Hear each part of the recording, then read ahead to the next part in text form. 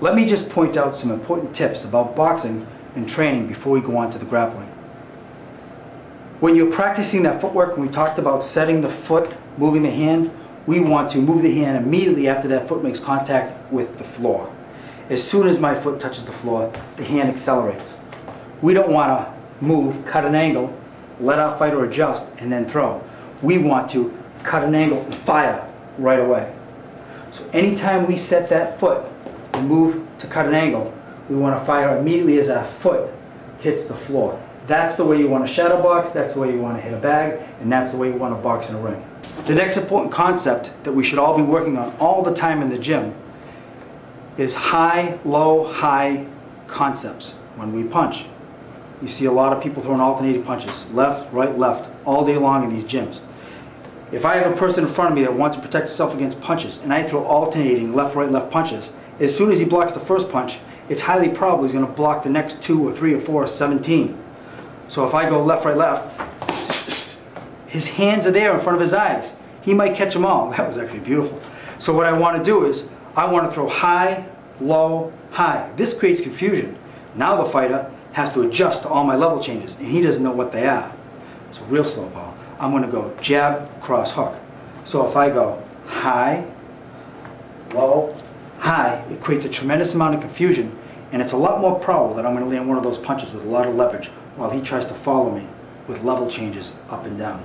That's why it's so important that we use the body like a coil, because it's going to be fast. Another important concept is, again, I told you before, when I have a very busy lead hand. A busy left hand occupies the right cross. That's one of the punches I'm really afraid to get knocked out with. If I'm constantly throwing a busy left hand, jabs, hooks, the fighter's right hand is occupied, my hands are in his eyes, and he can't throw that cross. And then I gain my confidence and I come in. So when you're practicing shadow boxing, when you're practicing on the bag, let's educate that lead left hand so we can take control of this fighter before he throws the heavy shots. The next important concept that we want to practice, whether we're shadow boxing, hitting the bag, or sparring or doing drill work, is making sure we take our defense in and we take our defense out. If I unload a combination on Paul and I go inside and then I step back out, Paul's going to follow me back, he's going to knock my head off my shoulders. So when I go inside, I want to take my defense with me in and take my defense out. And then I'm covered and ready to go. Now, coming out in a straight line is not the optimum way to defend yourself. That was just for a demonstration, although we'll be doing that all day long.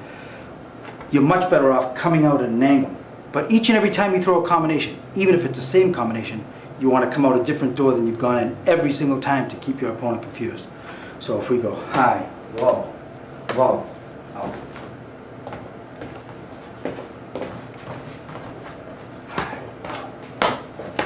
Again. Or on his heels. That's defense.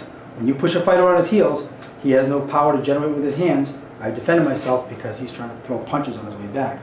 That's just a general concept.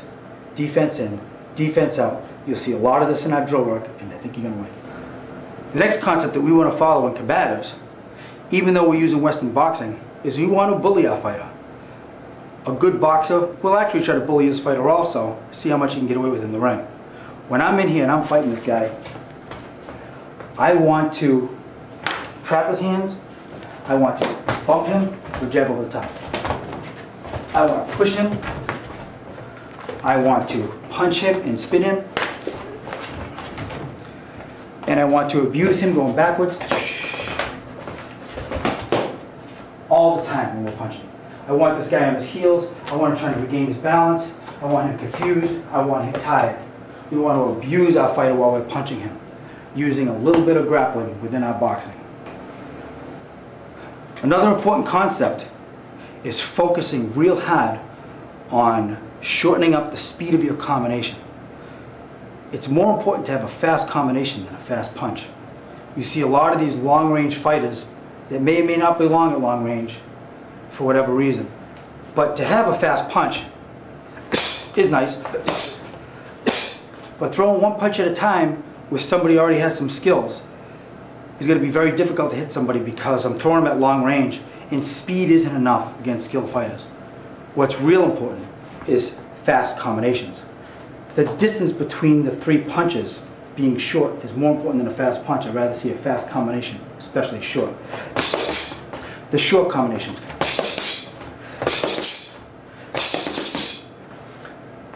The time between the first punch and the last punch should be as short as possible when you're training. The next important tip that you need to follow is you want to start off with your lead hand and end up with your lead hand in most of your combinations until you're more advanced.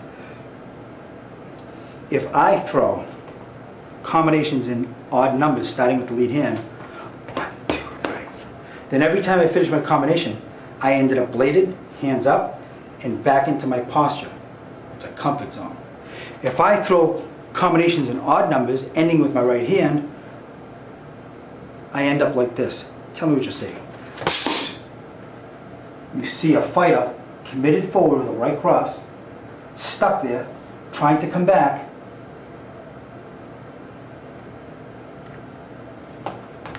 and it takes too much time. If I come back with the left hand in his eyes, then he's had to block that last punch, and while he's blocking it, I'm back into a zone of safety, which is my posture that I believe in so much.